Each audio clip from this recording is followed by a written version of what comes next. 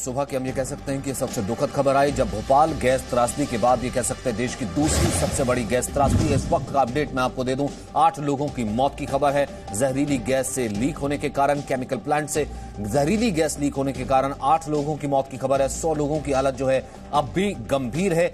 1000 के करीब लोग अब भी अस्पताल में भर्ती हैं। एनडीएमए की बैठक चल रही है प्रधानमंत्री मोदी की अध्यक्षता में। लगातार पीएम खुद सिचुएशन पर नजर रखे हुए हैं। आंध्र प्रदेश के मुख्यमंत्री जगनमोहन रेड्डी इस वक्त घटनास्थल पर पहुंचने के लिए निकल चुके हैं। आंध्र प्रदेश के ही उद्योग मंत्री का कहना है कि सुबह 2:30 से 3 बजे के करीब ये गैस लीक हुई है। 6 बजे के करीब ये खबर आई, क्योंकि गैस का रिसाव तुरंत जैसे ही जो भी व्यक्ति इस गैस के संपर्क में आता है वो बेहोश होने लगता है। लोग बेहोश होने लगे। लोगों को घर तोड़ करके, यानी कि दरवाजे तोड़ करके लोगों को वहां से अस्पताल ले जाया गया। लेकिन उसके बाद गनीमत ही रही, ऐसा उद्योग मंत्री का कहना था कि उसके बाद लोगों को रिवाइव किया गया, लोग ठीक होना शुरू हो गए। लेकिन अब भी मैं आपको बताऊं कि यह संख्या 1000 से ज्यादा है जो कि अस्पताल में लोग भर्ती हैं। 3000 से ज्यादा लोगों को अब तक रेस्क्यू किया गया है। रात 2:30 बजे के करीब ये गैस रिसाव हुआ और अब भी ये रेस्क्यू ऑपरेशन चल रहा है। डॉक्टर के अग्रवाल है आईएमए से, उन्होंने हमें ज्वाइन किया है। एमसी मिश्रा हमारे साथ मौजूद हैं, डॉक्टर अंजलि कवात्रा हैं, गौरव बंसल हैं जो कि एनजीटी के वकील हैं, साथ ही साथ नवीन भटनागर है, एनडीआरएफ से आप जुड़े रहे हैं। सबसे पहले अंजलि कवात्रा मैम, आपसे जानना चाहता हूं कि स्टर्लिंग गैस, क्योंकि ये गैस जहरीली है, इस गैस के संपर्क में जैसे ही व्यक्ति आया वो बेहोश हो गया, सबकॉन्शियस हो गया, इलाज नहीं मिलता तो उसकी मौत भी हो सकती थी। अब जबकि वो रिवाइव कर गया है, ये कितनी देर तक सिस्टम में रह सकते हैं और इसके क्या दुष्प्रभाव हैं?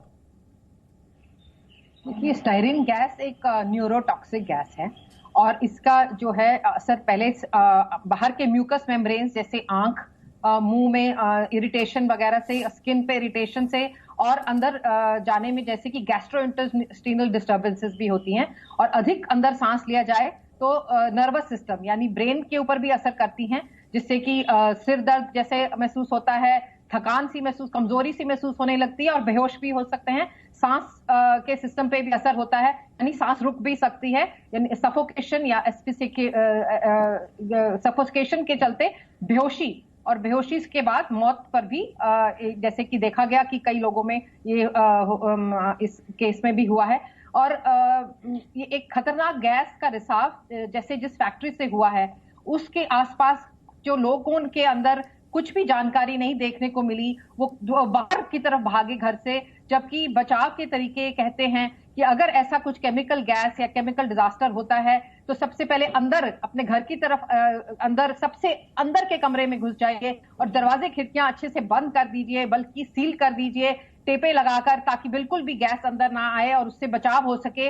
मगर ऐसी जानकारी कुछ भी नहीं देखने को मिली यहाँ पे। और सबसे पहला था कि मुंह और नाक और आंखें भी ढकते हुए गीले कपड़े से अपना बचाव करें ताकि हमारे शरीर के अंदर गैस ना जाए और जब तक कि रेस्क्यू ऑफिसर्स नहीं आते तब तक बचाव किया जा सके। और बच्चे बूढ़ों को तो पूरे शरीर को गीले कपड़े से ढक दें ताकि उनके शरीर पे गैस असर ना करे। मगर ऐसा कुछ भी देखने को नहीं मिला। साथ ही देखने को मिला कि कोई अलार्म सिस्टम फैक्ट्री की तरफ से भी नहीं, कोई वार्निंग सिस्टम था ताकि लोगों के आसपास जो कम्युनिटी थी, ये जो तमाम गांव वाले लोग थे, इन तक इंफॉर्मेशन पहुंच जाती। बात है, लेकिन वही मैं कह सकता हूं ना कि डॉक्टर कवात्रा, अगर मैं ये कहता हूं भोपाल के बाद ये दूसरा सबसे बड़ा गैस लीक है, तो आस पड़ोस में रहने वाले गांव देहात के लोग, गौरव बंसल मैं आपसे सवाल पूछना चाह रहा हूं कि आसपास रहने वाले गांव के लोग, देहात के लोग, इनोसेंट लोग, बेचारे लोग, अब वो तो बलि का बकरा बन गया ना, उन तक कहां तक इंफॉर्मेशन होगी कि घर में कोई फायर इक्विपमेंट्स रखते या गैस इक्विपमेंट्स रखते?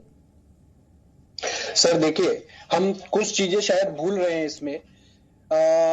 ऐसा नहीं है कि हर एक आदमी के पास घर हो, पहली बात। बहुत सारे होमलेस पर्सन्स भी हैं, उनका क्या होगा? ऐसे लोग जो मेंटली इल हैं, उनका क्या होगा? जो बाहर ऐसी सड़कों पे घूमते रहते हैं, उनका क्या होगा? तो अगर इस चीज को आप एक बड़े उस पे देखेंगे, हाँ, नजरिए से, बड़े कैनवस में देखें, सिर्फ घर में रहने वाले प्रभावित नहीं हुए हैं। मैं बार बार इस बात को कहता हूं कि हम अपने घर तक ही सीमित रह जाते हैं कि हम अपने घर में अंदर घुस जाएं, मगर उसके साथ साथ बहुत सारे ऐसे लोग भी हैं। ये भी बहुत दुखद है कि आज के टाइम पे सैकड़ों लोग गांव में, जिलों में, तहसीलों में सड़क पे रहते हैं। उनका क्या? वो आपकी आवाज चलेगी, मैं दोबारा लाने की कोशिश करता हूं। ये बेहद वाजिब सवाल है। उनका क्या? लोग सड़कों पर होते हैं, गांव पर होते हैं, बाहर सड़क पर घूम रहे होते हैं, उन लोगों का क्या? क्योंकि वो तो संपर्क में कोई भी आएगा वो इस तरीके से बेहोश होता चला जाएगा। डॉक्टर अग्रवाल, इस वक्त क्या किया जा रहा होगा? क्योंकि मेरा कंसर्न और इस वक्त चिंता यह भी है कि 1000 के करीब ऐसे लोग हैं जो कि अस्पताल में भर्ती हैं, अंडर ऑब्जर्वेशन है। 100 के करीब की हालत जो है फिलहाल थोड़ी सीरियस है। डॉक्टर अग्रवाल, हम लोगों को जो उपहार कांड हुआ था, जहां पे आग लगी थी, वहां पर भी गैसेस निकली थी। तब से हम बोलते जा रहे हैं कि जब भी कोई भी प्रकार की गैस निकले, चाहे वो फायर की गैस हो, चाहे वो प्लास्टिक की गैस हो, जब भी गैस निकले तो गीला कपड़ा, रुमाल जो है अपने चेहरे पे लगा लें। हम तो इतना बोलते आते हैं कि अगर लोगों के पास गीला कपड़ा नहीं है तो शर्ट को फाटो, अपने पेशाब को उस कपड़े के साथ में गीला करो और अपनी नाक में लगा लो। सदियों से हम लोग कितने सालों से बोलते आ रहे हैं कि पानी के लिए मत भागो, फटाफट फटाफट, क्योंकि डर के टाइम पे सबसे पहले पेशाब निकलता है। किसी भी तरीके से अगर आप गीला कपड़ा नाक पे लगा लेते हो, ये एक ऐसा फर्स्ट एड है जो सबको मालूम होना चाहिए।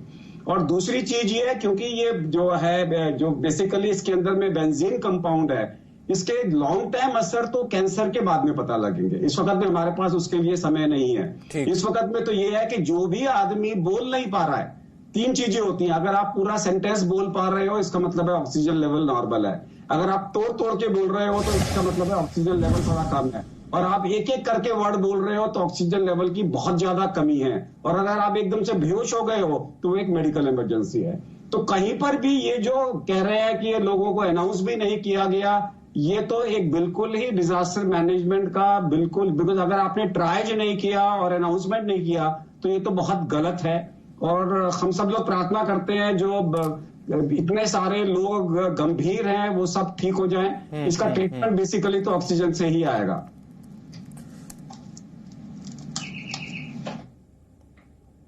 ठीक है, प्रसाद भोसकर भी इस वक्त हमारे साथ जुड़ गए। प्रसाद, इस वक्त आपके पास और क्या इन्फॉर्मेशन जो आई है? क्योंकि अभी जो लेटेस्ट इन्फॉर्मेशन थी जो अभी आपने दी, 8 कैजुअल्टीज की खबर थी और 1000 के करीब जो है अभी अस्पताल में भर्ती हैं। प्रसाद, कुछ और इस वक्त अपडेट? बिल्कुल, जो लेटेस्ट जानकारी हमको मिली है, हम इस वक्त आंध्र प्रदेश के इंडस्ट्रीज मिनिस्टर गौतम रेड्डी के घर पर ही है और लगातार, क्योंकि वो हैदराबाद में है और ये हादसा विशाखापट्टनम में हुआ है, लगातार वो वहां से इंफॉर्मेशन ले रहे हैं और हमको दे रहे हैं। उनका कहना है कि जिस एरिया में एलजी सिरामिक्स का ये गैस, पॉइजनस गैस लीक हुआ था, उसको अब कंटेन कर लिया गया है। लेकिन इसके चपेट में अभी ये पता चला है कि कम से कम 20 गांव आ गए हैं। 8 लोगों की मौत हुई है, कई सारे लोग इसमें जो है काफी बेहोशी की हालत में है। तो इफेक्ट इसका कम से कम 1000 लोग जो कि 20 गांव आसपास के हैं उन पर हुआ है। लेकिन अभी जांच चल रही है। सबसे बड़ी प्राथमिकता इनकी यह है कि जितने भी लोग जो घायल अवस्था में पाए गए हैं उनको अच्छे से अच्छा ट्रीटमेंट दिया जाए। बाकी जो एलजी कंपनी के सीनियर वरिष्ठ अधिकारी है वो भी अपनी तरफ से जांच कर रहे हैं कि किस प्रकार से यह हादसा हुआ है। फिलहाल यानी कि फिलहाल जो एजेंसीज हैं वो लगी हुई हैं, लेकिन इसके बारे में कोई एक वर्ड, क्योंकि खुद हमने देखा कि इंडस्ट्रियल मिनिस्टर इसके बारे में कह के थोड़ा सा बचते रहे थे कि क्या ये सीधे तौर पर जो है किसी की जान के साथ खेलने की लापरवाही नहीं है? क्या जवाबदेही तय होगी? क्योंकि अब तक तो कहीं ना कहीं कुछ स्ट्रिक्ट एक्शन की बात निकलनी चाहिए सरकार की तरफ से, कुछ ऐसी अभी सुनने को तो नहीं मिली। प्रसाद,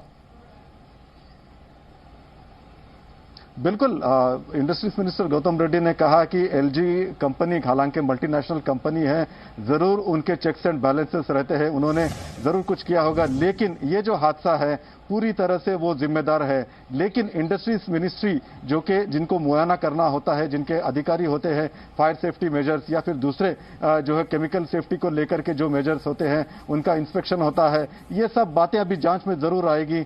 लेकिन जो पहला जो प्राथमिक जो प्राइमा फेसी है वो मिनिस्टर के हिसाब से कंपनी को ही तय करना पड़ेगा, क्योंकि कंपनी से ही आया। हमने ये भी पूछा था कि कैसे लॉकडाउन में उनको दिया गया, तो इनका तर्क था कि जो ग्रीन जोन में आते हैं, क्योंकि काफी सारे लोग काम नहीं कर रहे थे या फिर जिनको काम चाहिए था, तो ग्रीन जोन में इन्होंने ओपन किया था। काफी सारी ऐसी बातें हैं जिनके जवाब आने अभी भी बाकी है। तो पहला जो रिस्पॉन्सिबिलिटी फिक्स किया गया है वो कंपनी के ऊपर ही किया गया है। मंत्री मंत्री ने कहा है कि जो कंपनी के वरिष्ठ अधिकारी है वो वहां पर पहुंचेंगे और खुद मंत्री हैदराबाद से विशाखापट्टनम भी पहुंचने की कोशिश कर रहे हैं और जो है ये पूरा एक पूरी तरह से जांच होगी क्योंकि काफी सीरियस मामला है। मुख्यमंत्री वाईएस जगनमोहन रेड्डी भी मौके के लिए वहां पर पहुंच गए हैं और जो है इस पूरी स्थिति का जायजा ले रहे हैं। नहीं, नो डाउट सीरियस मामला ना होता तो आप इससे अंदाजा लगाइए ना कि जैसे हमारे साथ जो अभी गौरव बंसल वकील थे वो ये कह रहे थे कि न केवल हम तो उनकी बात कर रहे हैं कि जो लोग घर पर मौजूद थे और खुद यहां पर इंडस्ट्री मिनिस्टर भी उनकी बात कर रहे थे जो घर पर मौजूद थे और वो गैस की रिसाव की वजह से, जहरीली गैस की वजह से बेहोश हो गए। उन लोगों का क्या जो कि सड़क पर मौजूद थे, जो बेघर हैं, जो कि रात गुजारने के लिए कहीं शेल्टर होम में या कहीं बाहर थे, उन तक जो है क्या मदद पहुंची है, वो किस तरीके से रहे होंगे। और नवीन भटनागर साहब, जब मैं इसका जिक्र करता हूं कि जैसे ही गैस लीक होती है कोई फायर अलार्म, क्योंकि उस जद में जो गांव आते हैं कोई फायर अलार्म, हूटर या फिर डिजास्टर मैनेजमेंट एजेंसी सबसे पहले करती क्या है, क्या ये सब मेजर्स लिए होंगे या फिर अगर नहीं लिए होंगे आपको इस केस में लगता है इस कारण से स्थिति जो है थोड़ी ज्यादा गंभीर है, ये स्थिति ज्यादा इंटेंसिफाई है?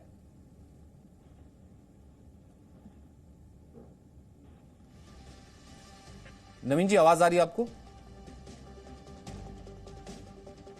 आवाज से पहुंची नहीं है। अंजलि क्वात्रा, आप इसके ऊपर अगर थोड़ा सा और इलेबोरेट कर पाएं, जैसा कि मैंने पहले भी डॉक्टर साहबा से जिक्र किया कि अभी जो है फिलहाल कोशिश क्या हो रही होगी, लोगों को ठीक करके अंडर ऑब्जर्वेशन करके घर भेजने की, या फिर जो बाकी जैसा कि कह रहे हैं मिनिस्ट्रीज कह रही हैं कि कंटेनमेंट एरिया जो है बाकी उसे खाली करवा लिया गया है, पॉल्यूशन में अभी 0% गैस है?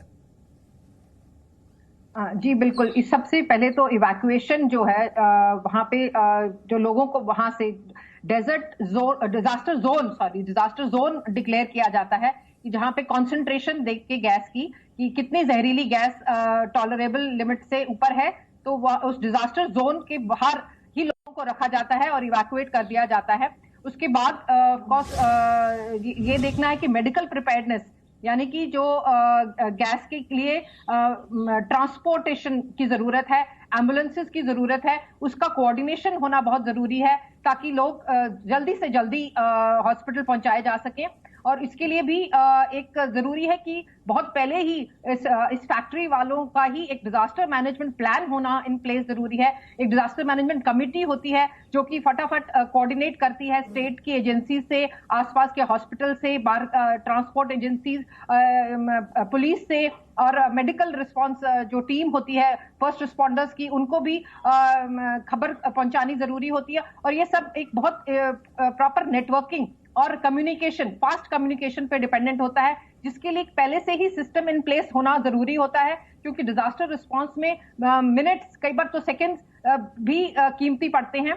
और जैसे कि मेडिकल इमरजेंसी में भी कहा जाता है first golden hour of medical emergency, और आजकल तो कहते हैं फर्स्ट 15 मिनट जो होते हैं प्लेटिनम गोल्डन आवर से भी प्लेटिनम 15 मिनट्स, और उसमें अगर मदद मिल जाती है तो जाने बचाने बहुत सारी जानें बच सकती हैं। यानी कि जानें जो जाती हैं वो इसलिए जाती हैं टाइम पे मेडिकल एड नहीं मिलती है, और इसके लिए जो आसपास की मेडिकल फैसिलिटीज हैं उनके और जो हॉस्पिटल्स हैं उनके साथ भी एक कोऑर्डिनेटेड प्लानिंग के जरिए एक स्टैंडर्ड ऑपरेटिंग प्रोसीजर लिस्टेड होते हैं और इसकी प्रैक्टिस की जाती है।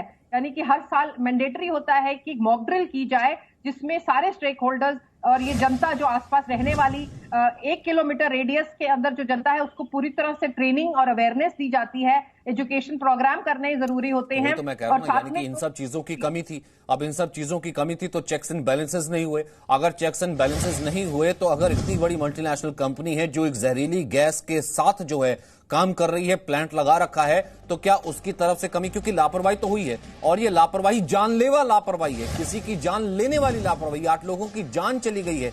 अब ऐसे में इस लापरवाही का जिम्मेदार कौन है?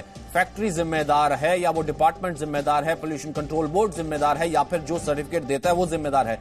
ये तो जवाबदेही कहीं ना कहीं सरकार को तय करनी होगी, क्योंकि गैस त्रासदी का जिम्मेदार कौन है, क्योंकि लोगों को इस तरीके से मरने के लिए सड़क पर तो कम से कम नहीं छोड़ा जा सकता कि अगर जहरीली गैस का रिसाव हुआ है तो वो किसकी सबसे बड़ी गलती है और गैस त्रासदी का गुनहगार कौन है? ये जी न्यूज लगातार सवाल पूछ रहा है। छोटे से ब्रेक के लिए यहाँ पर रुकने, लगातार ये बड़ी खबर जाती है। No signal, no worry. Presenting Z News app with live TV, latest updates and expert opinion. Available on Google Play and App Store. Download it now.